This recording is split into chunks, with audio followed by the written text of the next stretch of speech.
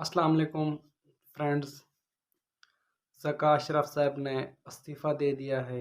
उसकी मुकम्मल डिटेल आपने सुनी होगी, लेकिन आप सब दोस्तों को जो उसका असल मेन वजह है इस्तीफ़ा देने की, वो थोड़ी बहुत आप दोस्तों सब ने सुनी होगी।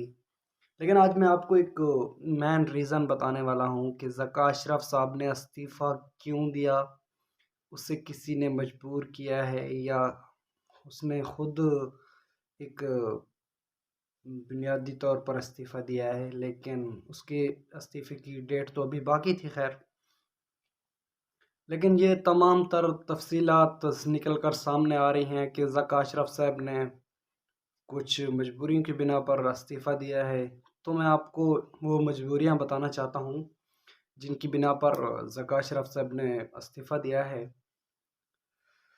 उसकी कुछ मीटिंग्स थी, उन्होंने वो मीटिंग्स कैंसिल करवाई और उनके जो बज़ाते खुद बयान में उन्होंने कहा है कि मैं खुलकर काम करना चाहता था, पाकिस्तान क्रिकेट बोर्ड की खिदमत करना चाहता था, लेकिन मुझे कुछ लोगों ने और इसकी आज़ादाना इजाज़त नहीं दी है, तो उसकी बिना पर मैं इस्तीफ़ा देना चाहता हूँ कि मुझे खुलकर काम नहीं करने दिया जाता।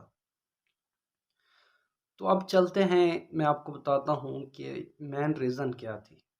मेन रीज़न ये थी कि ज़का अशरफ साहब टीम मैनेजमेंट और प्लेयर्स के साथ कुछ रवैया ही ऐसा रखते थे जिसकी बिना पर खिलाड़ी उससे मुस्तरद कर देते थे और खिलाड़ी इस बात की तस्दीक करते थे कि अगर आप इस तरह का रवैया रखेंगे तो हम आपकी शिकायत कर देंगे सोशल मीडिया पर। तो ज़का अशरफ साहब ने कुछ अंदरूनी बातें की थी जिस वक़्त टीम इंडिया में खेल रही थी, तो उन अंदरूनी बातों की भी कुछ डिटेल्स निकल कर सामने आ रही थी कि ज़का अशरफ साहब वो इंडिया वाला मैच फिक्स करना चाहते थे। तो खिलाड़ियों ने उस पर एतराज़ आयद किए, तो उसके बाद ज़का अशरफ साहब को अब उन बातों की तनकीद का भी सामना था, तो इस वजह से उन्होंने इस्तीफ़ा दे दिया है।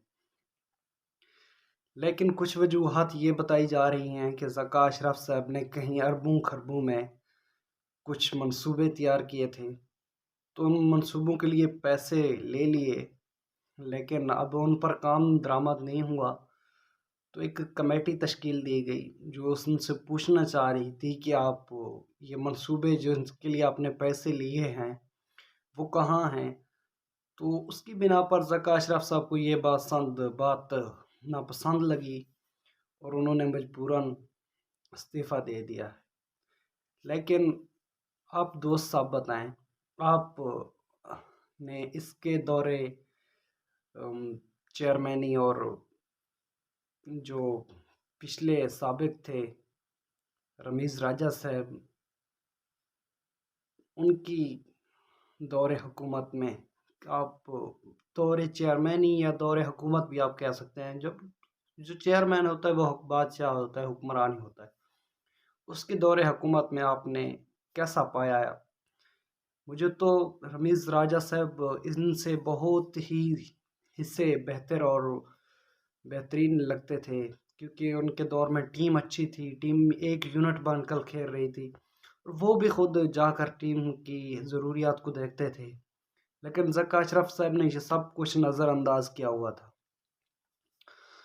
तो उम्मीद करता हूँ कि आपको मेरी ये वीडियो पसंद आई होगी। अगर मेरी वीडियो पसंद आई है तो मेरे चैनल को सब्सक्राइब कर दीजिएगा और देखते रहिएगा। इस तरह की मज़ीद वीडियो आपके सामने लाई जाएगी। आगे पाकिस्तान सुपर लीग आ रही है या पाकिस्तान टीम के जो हालिया परफॉर्मेंस चल रही है उस पर भी।